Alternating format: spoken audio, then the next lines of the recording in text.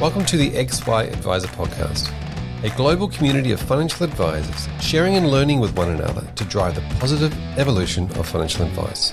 To get involved, go to xyadvisor.com or simply download the XY Advisor app.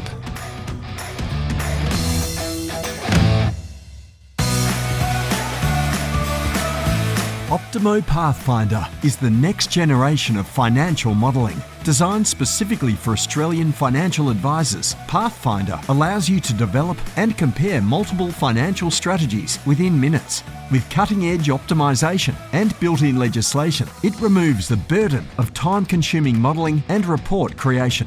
Easy to use and easy to understand. It saves hours of manual work and allows you to turn around financial strategies in a fraction of the time. Take your business to the next level with Optimo Pathfinder.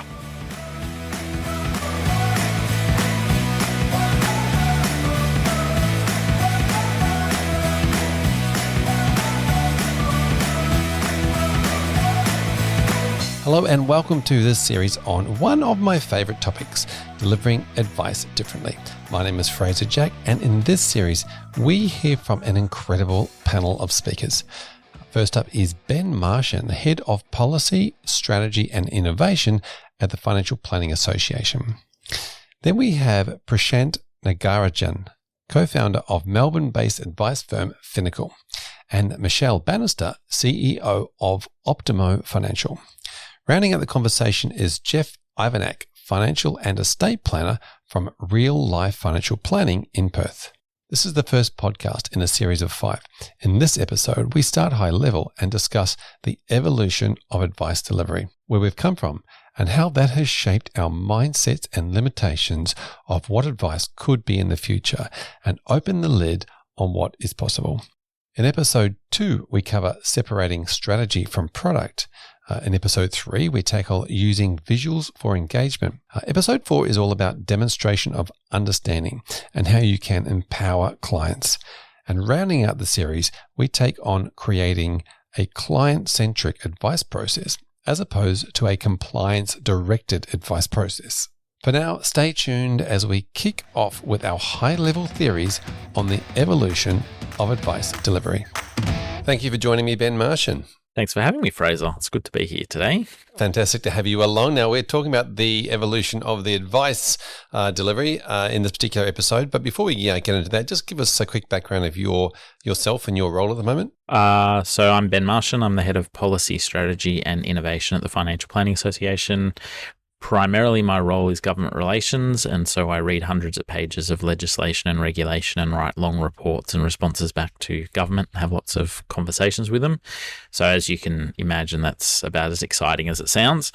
And so my hobby and pastime as a nerd and a geek is technology. And so I've been thinking for the last 5-6 years while I've been at the FPA how we can integrate technology into our advice practices and make advice more accessible to Australians, how to make it more affordable to provide advice, and how to make it far more engaging to actually produce advice and provide it to clients so they better understand. Definitely a hot topic and probably on the mind of everybody listening to this particular podcast episode with regards to, how do we, provide advice differently? How do we embrace technology to be able to do that? So exactly what we're talking about now. But before we get into the solution, let's actually start with the past and talk about the advice process itself and how it was created from, what was the Financial Services Reform Act in 2002. Yeah, well, we had the CLERPs, so CLERP 6 in particular, before that in the late 90s. There wasn't really much of a formal advice process prior to that, but with the introduction of the Corporations Act and the Financial Services Reform, what we ended up with was rules effectively around disclosure. So we had specific requirements of what we needed to disclose to consumers, and we did the best we could with the technology that we had available at the time in the early 2000s. And so you think back in early 2000s, some of us who were geekier or nerdier were on the internet and using technology, but for the most part, personal computers were in their early evolution. And so we were primarily using word processors and Microsoft Word as the way that we delivered information to anybody. If we wanted to create something and want to share information with them, we documented that using Microsoft Word. And so when you think about the fact that you had to disclose that you had to document your statement of advice that you're providing, you had to disclose certain information to the client about the recommendations you were making and the benefits and the drawbacks of those. You had to disclose the costs of the advice that the client would receive. You had to disclose, if you're replacing one product for another, the benefits and drawbacks of that. The best way to do that with the technology that was available at the time was word-based, and effectively it was paper-based, because that's really the only way you could make sure the client had a copy of the advice they received. And so we have more or less been stuck in the early 2000s, the early noughties, in terms of the way we deliver advice to our clients, because we haven't adapted with the times and we haven't changed the technology we use to deliver advice. Yes, and I guess, I mean, look, to be fair, when Word came in, it was a massive leap forward from the typing pools of people having to type documents, and if you made one mistake, you had to start again. And obviously that meant now documents could get way longer, couldn't they? Because we could actually make changes and not worry about having to go back to the start of the typing. But then I hate to think how many trees we've used up over that 20-odd year period to produce statements of advice. But I just wanted to go back to the point you mentioned around the Corps Act and disclosure information, because this is pretty important when we look at what the advice delivery can be, because we've still got those similar disclosure regime in place. Yeah. But it was very much around financial product sales, right? Because that's how financial products were distributed. They were sold. And so the emphasis was very much around you're providing information around financial product sales or financial products in general. And then financial advice came in, and there was this sort of weird thing. Is financial advice a product, or is it actually a service? And talk us through that process with regards to the Corps Act. Yeah, I think the history of where most financial planners came from was effectively out of agency models or sales rep models that big financial products had out there. So they would have a salesperson who would go around as a life insurance salesperson.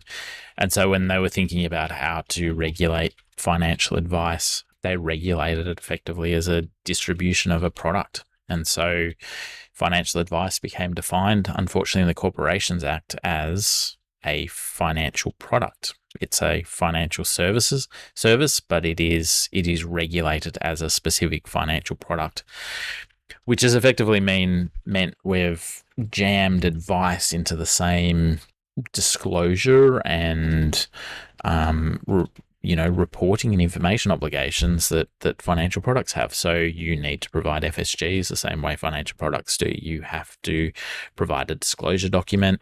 In product space, it's a product disclosure statement. In advice space, it's a statement of advice, but they aren't that massively dissimilar.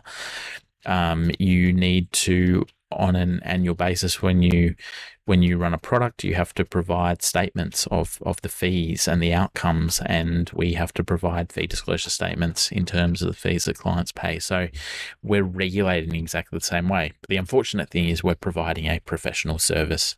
We're not actually selling a product, and so the regulation of financial advice has gotten very messy over the last 20 years because of that discrepancy. Yeah, this has become really interesting because obviously clients, we think about the evolution, clients were getting financial plans and then it switched to them getting disclosure documents. I want to say documents because that's what they were getting. And financial advice became about selling a disclosure versus giving people a plan. Well, this is the problem, because when you sell a product, you physically sell something. You sell somebody investing into a product, or you sell an insurance product. And so this same analogy came through to advice. And so effectively what you ended up with was products who were involved in advice. We have to sell something, and so we're going to sell the statement of advice. And so that became the focal point of how advice was provided, and therefore what was the focal point of the advice process. It was selling that statement of advice. That's never been where the value has been for consumers. That's never been where the value that a financial planner provides to their client. It has been in helping them understand their goals and their objectives. It's been helping them create a financial plan. And most importantly, it's been holding them accountable to achieving that financial plan.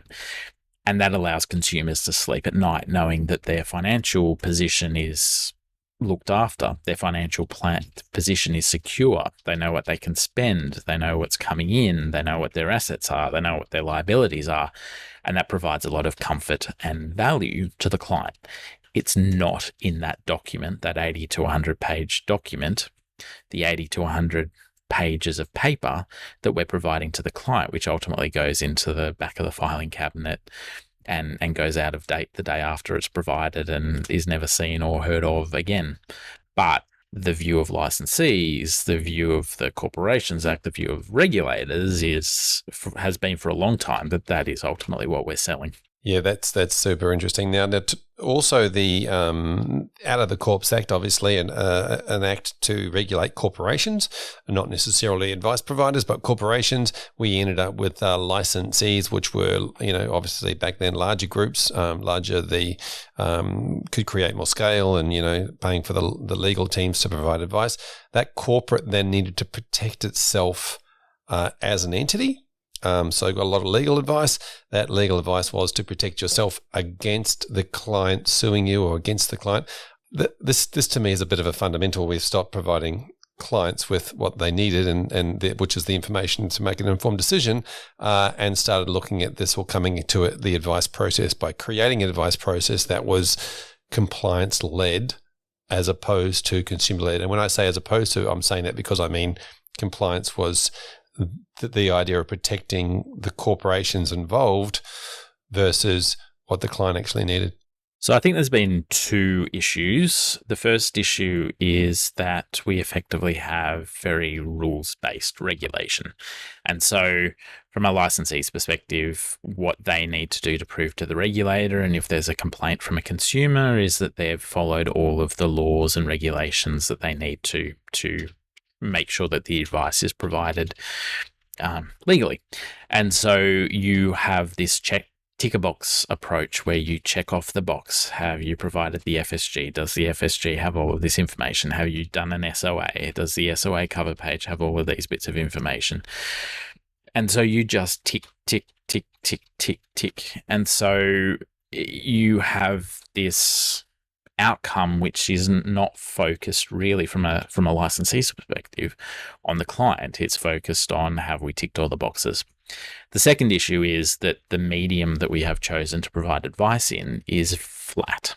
It's a flat piece of paper that you have to print on, and so you're restricted to an A4 piece of paper. Now, people's lives are four-dimensional, right? So we've got, we live in a three-dimensional world. We travel through time and space as the fourth dimension, and it's really hard to compact a person's life and their goals and their objectives and their financial assets and their financial liabilities and how those all interact with each other, recommend products in the physical world. So we're going to put money in these products, or we're going to pay premiums into an insurance product.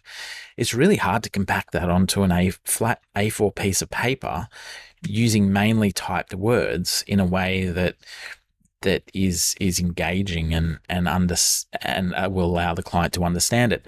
And so when you combine ticker boxes and a medium that doesn't allow you to demonstrate properly goals and objectives and financial position and what you're ultimately recommending, and then somebody ultimately will come and have a look at that advice and that file, it becomes really difficult to understand whether or not the advice was appropriate to the client, whether or not you fully understood the client, whether or not the client fully understood the advice, whether or not the advice is in the best interest of the client, because you've got to make assessments off a flat piece of paper, maybe a more bigger file, but often just a flat piece of paper, about whether or not you've complied with the law. And it's become very, very difficult. And so you have a lot of disclosures, you have a lot of length, you've got a lot of explanations that don't necessarily need to be there when you speak to a client and can scale the advice up and down. Yeah, I really like that way of looking at it. A flat dimensional process. That's where we're at now, I guess. In a four-dimensional, something that we need to cover 4 dimensions of. Tell us about then, in that case, if that's where we're at now, what does the future hold? I think from what we're doing as the FPA, we've been having a lot of conversations with lawmakers and a lot of conversations with regulators and with licensees and lawyers and compliance experts, with members, with consumers. And when you actually have a look at the laws and you have a look at the regulations, there's actually nothing stopping us from creating these live and engaging disclosure documents to provide advice. Let's change it to statements, disclosure statements rather than documents. Disclosure statements. That's exactly right. Yep. So how can we provide a statement of the advice that we're providing in a much more live and engaging way? So the future of advice delivery is absolutely not paper-based. The future of advice delivery is live.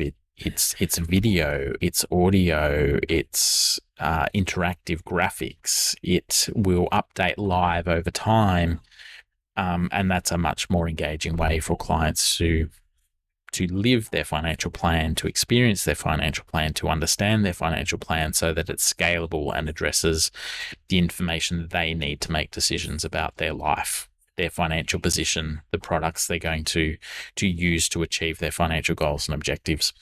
So we've been working a lot on that with regulators and lawyers and licensees and compliance experts to try and bring this concept to life and help our members create these type of advice, statements of advice. Yep, fantastic. And I want to get into a bit more of that as we go through this series. So we'll probably come back to that particular point a few times. But for now, Ben, thanks so much for being part of this first episode and how we talk about advice being delivered differently. All right. Thanks, Fraser. Thanks, everyone.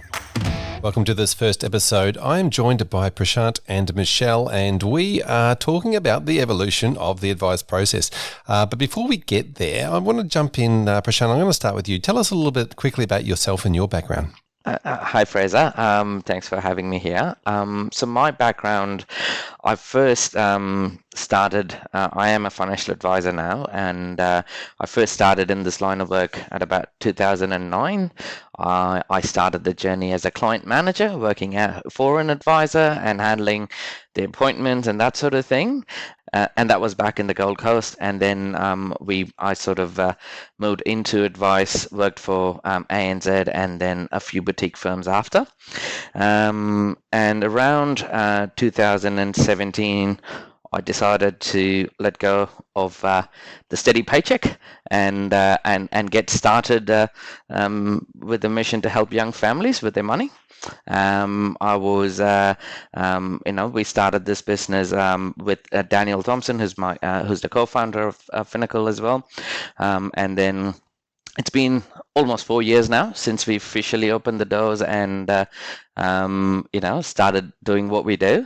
So the journey's been incredibly humbling, and there's been a lot of learning in this whole thing, and we're really excited to be where we are now. Fantastic, and I'm looking forward to getting into those learnings along your journey. Michelle, let's quickly chat about your past and history. How tell us about your journey to where you are now. In my current role, I'm the CEO of Optimo Financial. So, we do a software modeling technology for financial advisors, but I'm not a financial advisor by background. I do have an accounting background. But really what's been my interest through my career is business and process improvement. So I see financial planning really like any other business that you want to improve the processes of, and that's what I'm really interested in. How do we help financial advisors improve their processes? Yeah, fantastic. Now let's get into the idea around advice delivery and the evolution of advice delivery, because it's come a long way from, or maybe it hasn't come a long way, but certainly from the days of, when there was product distribution, sales to be made through to, this becoming a financial advice and then, that client journey. And somewhere along the way, it became a compliant process as well and compliance led. Prashant, tell us about your journey, because obviously you started as a client manager, started with the client, started with understanding, the client's pain points and those sorts of things. Talk to us about what you you perceive as the journey that we've come along in the advice process? I guess my observation of the journey is I think we've definitely, in the last 10 plus years I've been here, it's definitely moved away from product. That's the first thing that you'd notice is the products now, something that comes in the end now. And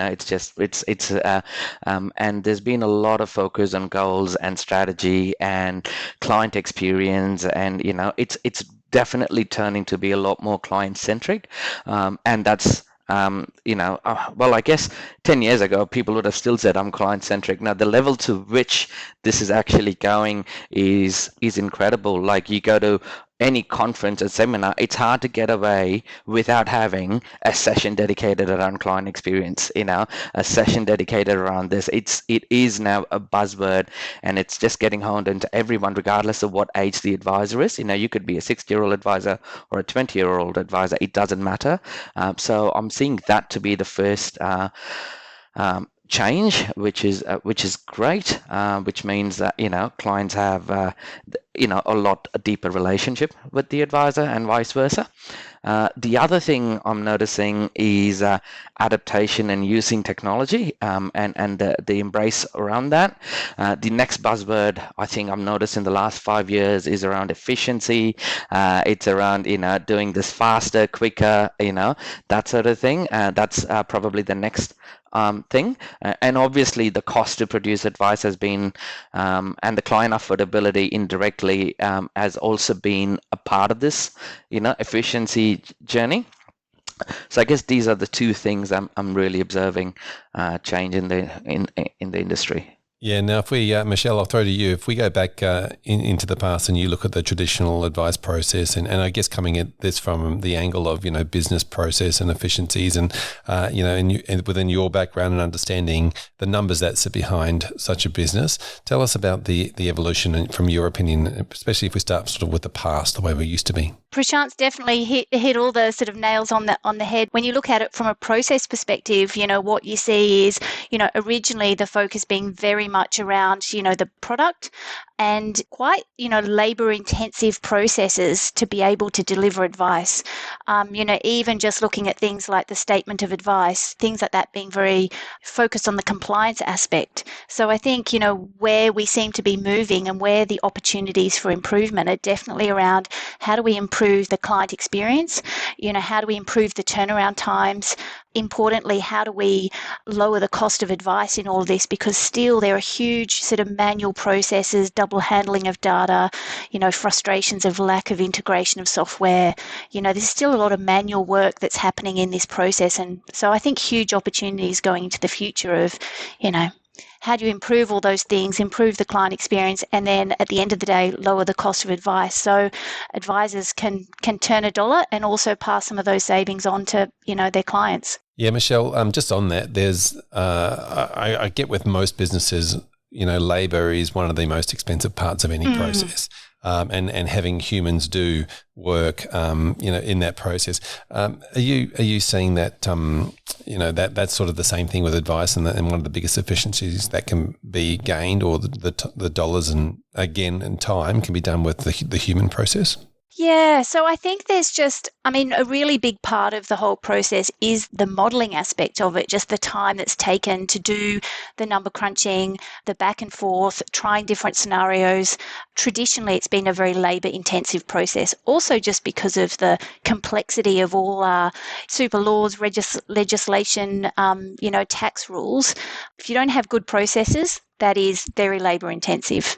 Yep. Yeah, exactly. Now, Prashant, one of the things I wanted to talk to you about was with the advice process was, we touched on compliance, and obviously everything needs to be compliant.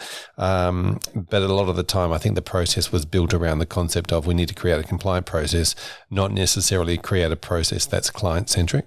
That's correct. I think, the last decade, the post-GFC changed, that completely for everyone, and it was it's been I guess a bureaucratic journey for all advisors, and it is unfortunate, but again, I'd say same as like you just said, it is necessary to be compliant. It's more, these rules are there for a reason.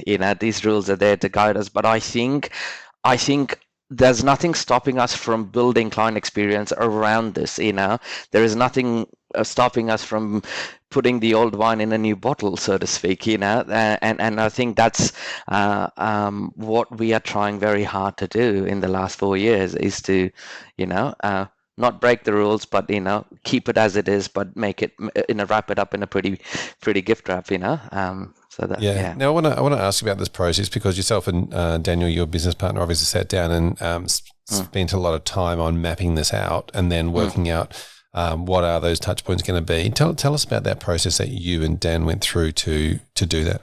I'd like to start with keeping it brief, but I'll let you sort of dwell into it depending on which ones you feel is worthwhile. So back when we started, this was our mission was to provide affordable advice for young families. And because historically, both Daniel and I, we served a client, an average client was 55, 60 years old. That was sort of the age range we were dealing with. And the common repetitive theme we were finding was either it was about finding ways to stretch their money, or it was usually too little too late, and after 5 years of doing that, we just got frustrated and said, let's just go meet these guys 20 years younger. And, and obviously affordability was a big part. I mean, we were at that age. I was around 30 back then, and Daniel was the same. We've never paid $5,000 ourselves for any professional service, and how do I expect someone like me to do exactly that? I think the highest professional service I paid for myself was a conveyancer of about $1,000 or something, that was literally an advisor's, journey there. So we were pretty much we started off this journey to say, okay, here's the market we serve. We wanted to find their pain point. We set out with a couple of paid surveys and everything, finding what problem they were willing to pay for. Sure, there was super, there was all these other stuff they'd like to fix, but they were not willing to pay for. The only problem that they said, here's a problem and I'm willing to pay for this, was the idea of home ownership. That was a big pain point for the 30-year-old family market back then. Okay, technically, a house is not a financial product. It doesn't fall under the regime, so to speak. But then everything that leads up to it, the journey to get to that is a financial journey. So we then sort of deconstructed the whole financial advice process to go and try to fit that market, from a savings plan to using super as a stepping stone, like the first home super saver scheme, like everything around us that will help a first home buyer's journey, and that's how we deconstructed that, which allowed us to sort of have a predictable solution for a problem. When I say not a templated solution, but it's more a predictable series of steps. And then we wanted to, we tested that out, and then we tried to enhance, have multiple touch points, feedback points, and so on and so forth, and try to make experience better using that. And then, first one was we winged it at about $99 a month in terms of service fee, because we didn't know what people were willing to pay. Yes, that was commercially not viable, but we wanted to start somewhere. And then slowly, refining. Now we sort of, we found that sweet spot where people feel valuable and it's not costing a fortune and everyone's happy. It's taken us a couple of years to get there, but yeah. Thanks, Prashant. And so in this process, obviously, that you're putting together, there's a lot of, as you mentioned, touch points in that process that then come back to for the client, and obviously affordability. Those touch points, as you mentioned, $99 a month is not commercially viable unless you're implementing certain amounts of efficiency in your process and even automation. Have you done automation in your process, Prashant? We have, but I'd say we haven't nailed it yet, so to speak. It's still work in progress, but that's a big priority for us. We've automated as much as possible. We're just at this phase where we're trying to humanize where we must and automate where we can, and we're finding that delicate balance of which ones we shouldn't, even though we can, and which ones we should. So that's where we're at on that. But yeah, definitely efficiency is massive, and it's like basically the cornerstone of what we're doing in because we've got, as a model, we don't operate most, and I've never seen an advisor operate like how lawyers do, just go for the hourly billables and no one knows what's there. We sort of all operate in a fixed fee thing. So pretty much we cap ourselves on the upside, where, it doesn't matter if it's a 40-hour, 50-hour work, we cap ourselves with what we quoted initially. So I think the need to sort of deliver everything as quickly as possible and as with speed and accuracy, both are important. I think it is very critical right now, more than ever. I absolutely love that approach, Prashant. You really nail it from a business improvement perspective, is, looking at that human side. What are the bits that we must humanize? And that's the bit that the customers really see and value and are face-to-face. Everything that's in the background that they don't see, that they're the bits that you can really harness technology and processes and get that working as efficiently as absolutely possible. Yeah, it's often that human side that relates back to the client's values and goals and hopes and dreams and all those sorts of things, doesn't it? It's taking those numbers and humanizing them. In that process, obviously, we've had some technology with regards to online meetings come in over the last couple of years in the advice process. I've seen the evolution of online and hybrid meetings and so certainly less in person. Tell us about how that's working within your business, Prashant. We started our service delivery via Zoom back in 2018. Prior to COVID. It was one of those affordability decisions that we had to make for the end user. But that's massively changed in terms of the customer adaptation, because back then we were explaining what this is and it's going to be okay. There was a lot of reassurances, and now it's just a given. But where this is now enhancing the whole advice process is it's all of a sudden making advice scalable than before.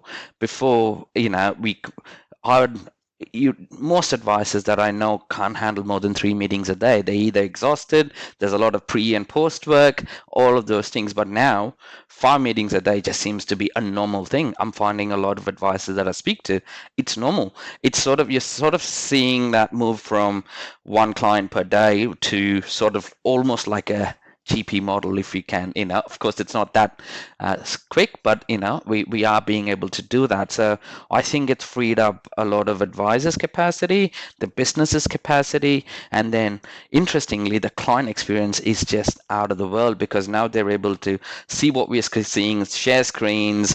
They're not they don't have to worry about their child anymore. They're here. It's much more engaging, unintentionally.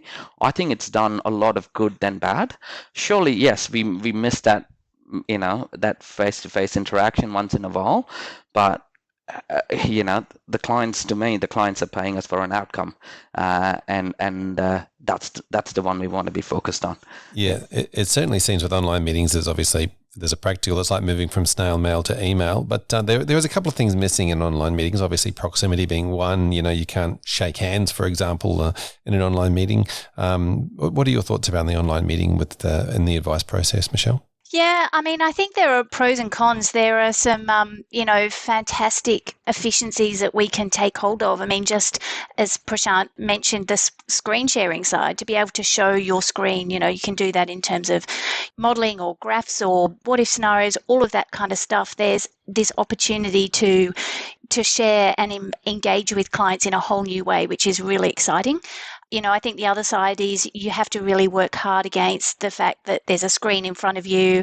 It does focus on the soft skills to be able to build that trust and rapport, and there are some challenges there. It's pros and cons. It's taking hold of the good that can propel us forward and trying to overcome those obstacles that get in the way and are challenges. Yeah, trust and rapport is a massive one with online meetings. I'm actually a fan of the idea that, you can actually have more online meetings, as you mentioned, Prashant. You don't actually have to have a 45 or an hour long meeting. You can have a 10 or 15, 20 minute catch up with somebody because they haven't traveled all the way to get to your office, or you haven't traveled. It kind of feels like if you've traveled somewhere, you need to spend at least an hour with somebody versus, the online meeting where you can actually have 5 meetings in the process rather than, 2 or 3 because you're able to have short, sharp meetings. What are your thoughts, Prashant?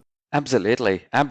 I think we're finding that, unintentionally, we're finding that we're building better trust this way, just because what we with our process, we're finding that we have a multi-touch point process, so we have short, sharp meetings, but more often. So if you think about the amount of hours we spent on a client over a year, it's maybe only slightly higher than the traditional model, but we're having much more quick, that 5-10 minute bursts. And we're finding that the trust, and this is something we learned somewhere, where we found that if 2 people met each other for 1 hour, and then in a parallel universe they met each other 6 times for 10 minutes, they'll trust each other on that parallel universe versus this one. And I think there's a psychology to it, and we're finding that we're definitely recognizing that. Yeah, definitely missing the face-to-face element, but it's not coming. The Zoom world is not coming at a compromise of trust. It's not compromising that. Is where I'm. Yeah, I think that's a great point to make. Now, as we look at the future of the advice process, Michelle, I'll start with you. What sort of things do you think could be involved in the future advice process that would enhance the client experience or enhance the process itself, or maybe even things that we might take away from the process? I think some of the things that are the real opportunities around technology. So efficiency, some of that is having the software support to be able to do all the number crunching in the background so that you can spend more time with the client where it counts. Some of the other things that we're seeing that advisors are doing that are really cool is doing modelling with clients, putting them in the driver's seat. So being able to show different what-if scenarios. And that can be really powerful from an education point of view, but also an engagement point of view too, to take their ideas on board and show them the power of those options that they're considering. Yeah, I really like the idea of being able to, provide the client with the opportunity to build their own, feel their own, adventure type of thing, build their own adventure, look at the journey and say, what if I change this? What if I do that? To really take ownership. Prashant, tell us about the future. What can you see happening in the future that's going to improve the advice process? I think co-creating the customer's future is going to be a part of this, where I think we're going to go away from I'm the advisor, I'm going to tell you what's best, kind of thing. I think there's more educated clients. Clients are more, we're in that world of information. I'm finding that we're seeing less and less I don't know what to do kind of people versus I think this is what I want to do people. There's more of that, and I think the co-creation process and a little bit of unlearning and relearning as advisors as well, not to have that rigidity and sort of let the client come up with the framework and you bring your creativity within those frameworks kind of thing. I think we're going to see more of that. We are also, because, and again, irrespective of the client's age, we're finding that we are all becoming that Netflix generation, everyone, that instant nature of I want this done and I want this done tomorrow.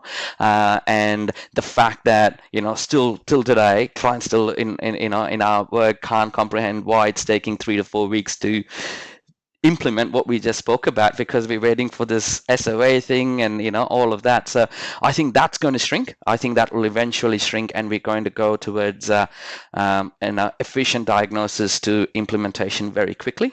It could take 5 years, but I think we'll be getting there. Yeah. Michelle and Prashant, thank you so much for being on this episode. We look forward to catching you in the next episode. Thank you for joining me in this first episode of 5, Jeff. Oh, pleasure to be joining you, Fraser. Fantastic to have you. Now, let's give the listeners a very quick overview of you and your business at the moment. Okay, yeah. So I guess the best way to describe us would be comprehensive financial advice. So ranging from estate planning, which is our key pillar, which is where we start our conversations, through to ongoing advice, which is really helping our clients make transformational changes in their life, as we like to call it, rather than purely focused on achieving financial goals, which are important, but really it does leave you wondering what's next. So, yeah, exactly right. Now we're focusing the series a lot on the concept of advice delivered differently, and as you mentioned in that previous quick introduction to yourself, you do start with estate planning, and tell us about how that's come to be, and why that's part of why that's where you lead with your advice process. Yeah, well, first and foremost, I thoroughly enjoy that area of advice. I originally started doing that when I was working for a large accounting firm in the estate planning division, or estate and succession, which had a lot of rural clients, which was very top of mind for them. And I really enjoyed the digging in, getting involved in the nitty-gritty, and realising that this was a foundation for all advice. So accounting, wealth creation, retirement planning, you really needed to start there. And the more and more I learnt about it, the more I found that it was an area which slipped between the cracks between accounting, legal, and financial. So I enjoyed it. I sort of stayed in that area, and then it's become an integral part of where I've ended up. Yeah, exactly right. And we'll get into a little bit more of that as we go through these episodes. But let's go through the time horizon of the background of the evolution of advice. You've as the industry's evolved, obviously you have too. From what you're doing, you certainly, as you said, you started in a different area than a lot of people. You weren't, the evolution of the industry sort of started in product sales and moved through to, doing a 180 degree turn for advice. But you sort of came in at a different angle. I have this visual of you sort of coming in from the sideline. Yeah, for sure. Yeah, I wasn't still am a chartered accountant, but I came from that sort of technical side of the profession, and then I was fortunate then to see lawyers working and financial planners, and realised that there was a big gap, and it was linking all those two together. And so it was a different angle, and I certainly didn't come from a product side, so more from the advice, and used to being able to charge for the advice as well. Yeah, this is a really interesting point, because it's very, a lot of the conversations that we tend to have around this, the advice process and modelling the advice process on other professions. And obviously you're coming in from an accounting and a legal or estate planning background. And the concept, I want to go through that concept of just always charging for advice, and having that just as a mindset versus having to change your mind to then I'll start to charge for advice rather than getting paid on product. Tell me about that and how you've observed and what observations you've made of the profession itself as to, that struggle that a lot of people are going through. Yeah, I sort of, as an observer, I was quite intrigued how I always noticed that people could charge a phenomenal amount of money for just signing a piece of paper, and they sort of justified it in many, many different ways, and none of them really stacked up, and still don't. So I prefer to sort of engage up front and show this is where you are now, this is what your feelings are, and this is where we want to take you. And that's my cost, is to take you from here to there. And obviously the trick is to do that succinctly and in a efficient way. And then so that's the engagement part. And then you're able to say, this is what the cost of advice will be to take you on this journey. And these are all the things we will do along that way. So no commissions, and rather doing that as an advice process rather than a product sales process. So I'm really taking note of some of the exact words you're using in that. When you're talking about this being an emotional state, you're taking them from an emotional journey from point A to point B, not necessarily a financial journey from point A to point B, which is often what I guess the advice process is linked to. It's linked to this better position financially, whereas what we were talking about in the evolution of advice that you've come through is that it's always been an emotional state to an emotional state. Yeah, yes, for sure. I actually so say with estate planning is an easy one to look at is that feeling someone has when they know their affairs in order and the family's going to be looked after, and that doesn't matter if they're here or not, their life will carry on, and all the ducks in a row. They'll be able to. The children will be able to live their life out, have purpose, have meaning. And it doesn't matter they're not there. So that's sort of where I started in that area. Then I've just taken that a little bit further with financial planning, which has many different elements. There could be 7 or 8 things involved in that process as well. Yeah, fantastic. Now, one of the things that I wanted to quickly highlight here is that, from a technology point of view, from a consumer point of view, they're probably used to getting technology, improvement at a very high rate. Obviously, with the concept of technology coming a long way over the last 10 years since say smartphones were introduced and all that sort of thing, and the amount of technology used in the advice process, whether it be the estate planning or even the financial planning process, sort of just hasn't really kept up. What are your thoughts on where technology's been able to provide help in the advice process? Yeah, no, actually, because from what I do is obviously not a here, sign here, press hard process. I have to leverage technology quite a bit.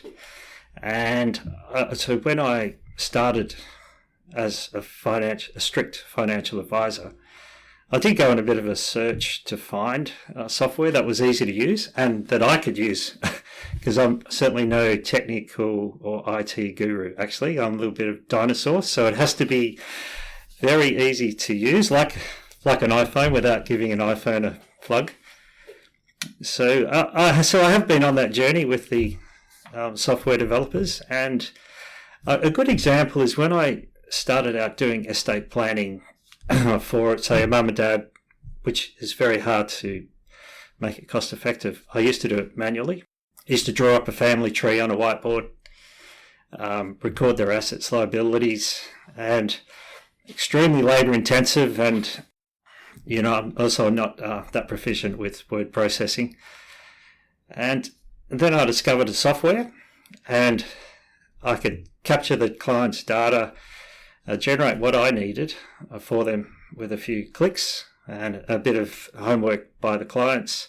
So that's really enhanced my ability to deliver cost-effective estate planning solutions. So technology is fantastic, and it is evolving, and it's certainly a key pillar to be able to provide cost-effective financial advice. Yeah, absolutely. And just inside of your process, as we look at the evolution of advice for you, where's it heading? You've obviously come a long way from and molded it into where you are today, but tell us about what your thoughts are around the future, where it could be heading and what you might be looking forward to. Yeah, so I enjoy what I do, but I do find I have to do a lot of hacking. So I have to hack this, then hack that together with that, and hack that together with that.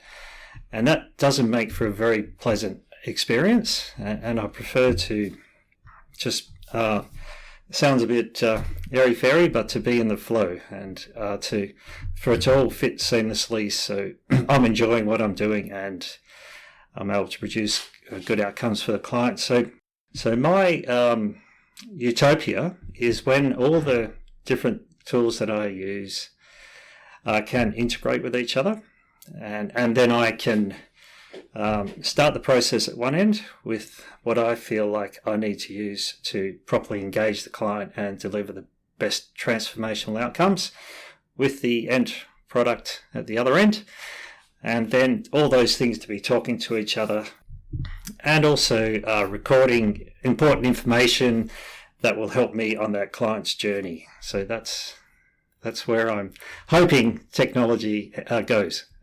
Yeah, exactly right. And do you see anything, within the advice process itself, say modern technology, evolving over time, whether the advice process gets more or less complicated, or any other changes to the advice process you think can see coming on, or think might happen, or maybe you wish to happen?